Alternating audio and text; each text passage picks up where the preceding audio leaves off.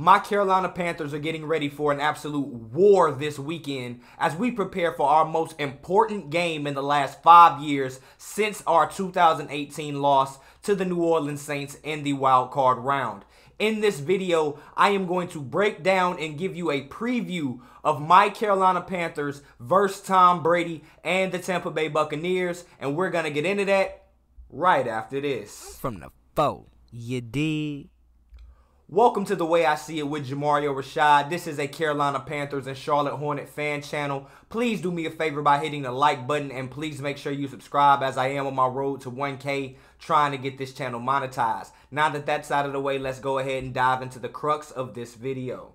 The first things I want to detail are what I find to be the most important, or at least the most interesting storylines heading into this game this weekend. First being that if my Carolina Panthers win this game, we are heading to the playoffs for the first time in nearly 5 years, and we will be heading there led by Sam Darnold and our new coach, Steve Wilks, who seems to be getting redemption for how dirty he was done by the Arizona Cardinals, hiring on who is now seen to be as a loser himself, Cliff Kingsbury, after only allowing Steve Wilks 1 year as the coach. Now, we will be in the playoffs, and more than likely we will be against the whomever comes in second place against the NFC East, in the NFC East. So that is a very important thing to look out for.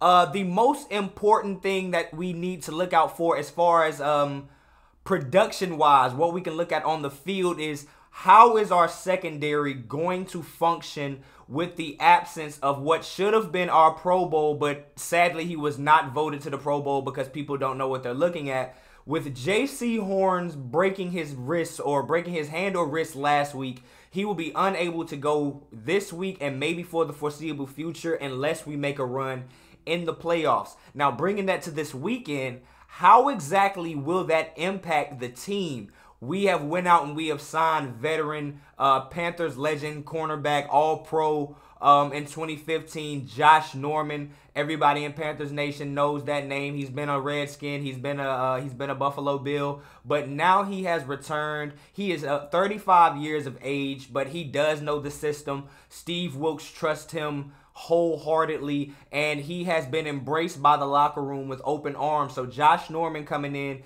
to be able to cover off the bench, as I do not see him being a starter. We will have to allow Keith Taylor, who is still trying to redeem himself after getting his ass cooked by Deontay Johnson just a few weeks ago when we went against the Pittsburgh Steelers. Unfortunately, he will get a lot of snaps today with JC's absence, so that is something to look out for. Now, finally, on the other side of the token, what the national media is gonna more than likely talk about is this is Tom Brady's last chance to actually make a Super Bowl push, as many expect him to officially announce his retirement at the end of this year.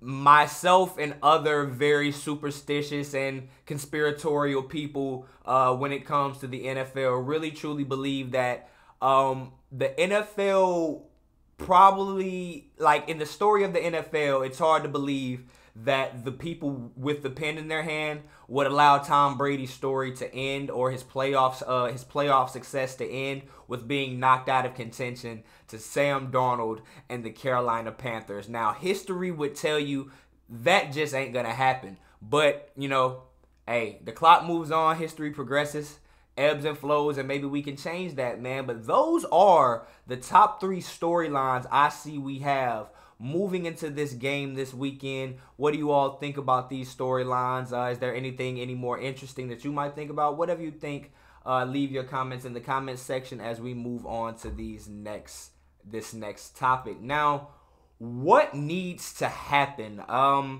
This is a configuration of 3 things that I believe the Carolina Panthers need to be able to execute in order to come home with the victory and ensure our road to the playoffs. First of all, I'm going to say we have to ensure that we have no missed tackles whatsoever, or it is kept to a very, very minuscule number. This year, Tom Brady has not been attacking down the field with those dominant wide receivers like he has in the past, like he did when they made their Super Bowl run 2 years ago. He is averaging one of the least yards per air attempts per pass in the entire league. Majority of his stuff is quick pass, and it is right behind the line of scrimmage, either dumping it off to a check down or maybe a crossing or a slant route. Tom Brady isn't necessarily pushing the ball down the field. But with that being said, the Bucs still do have very capable playmakers on their side of the ball. Mike Evans, Godwin,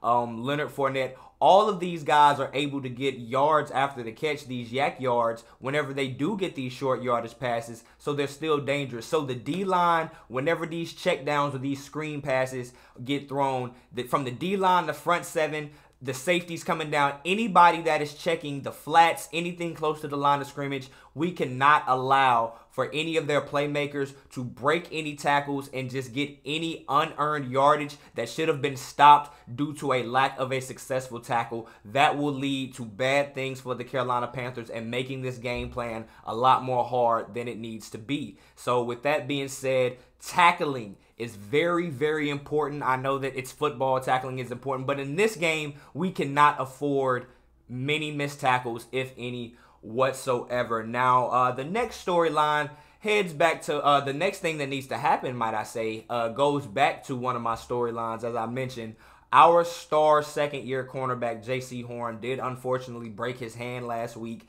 and will not be able to go this week against the Tampa Bay Buccaneers. So with Chris Godwin, Julio Jones, Mike Evans, all of these guys potentially being out on the field at the same time, our cornerbacks as well as all of our DBs are just going to have to be able to hold their own in a way that they never have before. They cannot look over to Mamba mentality number 8 over there, J.C. Horn, to just lock down his side, choose a guy, and just say you can't have the ball. There needs to be a collective effort from C.J. Henderson, Josh Norman, Keith Taylor. We need Jeremy Chin to have the best coverage game he has ever had. He cannot be getting burnt like he does every week. Like I said, and I constantly say, he needs to be a linebacker, but since he is going to be a DB, he needs to perform like one this week to ensure that those wide receivers do not go crazy on this secondary. Now, finally, these are two names that I have to say these two guys have to have the absolute games of their lives. Brian Burns needs to be able to get to Tom Brady to make sure that he is not able to push the ball, change the narrative from what I've been mentioning earlier in this video with the short yardage passes and not going down the field. This does not need to be the game that he changes the narrative. Brian Burns needs to be on his heels all game long. He needs to be either a half a second late or just he needs to get a pressure. He needs to be getting QB hits. We need Brian Burns to go out there and break the Carolina Panthers single season sack record in this game right now. He is only 3 short, and if he does that, I think he will help ensure that we take down, slay the dragon that is Tom Brady, and beat the Buccaneers. Now, secondly, we have Derrick Brown. Our big man in the middle has had a revelatory season this year as he has been absolutely balling, being a brick wall in the middle, not necessarily a sack artist in any way, but he is a run defender. He is going to have to stop Leonard Fournette, who is a powerful back when it comes to running power and running up the middle on either dives or whatever those plays are called. Whenever you go up the middle, we need Derrick Brown as well as Ioannidis, but most specifically Derrick Brown, to hold down the fort, eliminate any of those running lanes, and he needs to also have the game of his life. Excuse me, I got a little excited and moved my leg. I shook the camera. But Derrick Brown also needs to have the game of his life to ensure victory for my Carolina Panthers. Now, finally, the last thing we're going to talk about are the key matchups. Now, the first one I'm going to point out is partially part of one of the recent guys that I just named for the Tampa Bay Buccaneers, being their star running back, Leonard Fournette. Not necessarily is this this matchup isn't necessarily he versus Shaq Thompson in the running game, which will be a chess match in itself, but Leonard Fournette has 500 receiving yards this year, meaning that he is a very reliable target for Tom Brady when he leaks out of the backfield for short yardage passes, be it screens or just check downs. And Shaq Thompson being our traditional spying linebacker, because he has the speed, because he has the pursuit skills, this chess match between Shaq Thompson and Leonard Fournette is going to be something that is going to be very interesting to watch.